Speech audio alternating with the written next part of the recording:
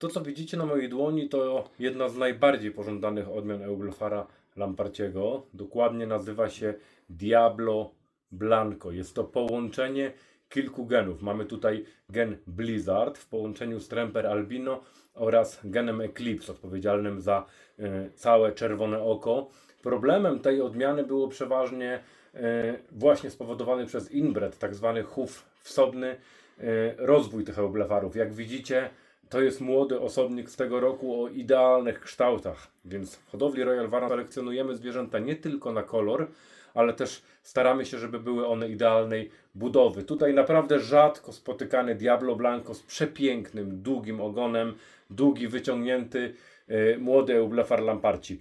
Tak powinny być zbudowane wzorcowe Euglefary lamparcie. A mamy tutaj naprawdę tą budowę w trudnej odmianie barwnej, bo połączeniem już wielu różnych genów.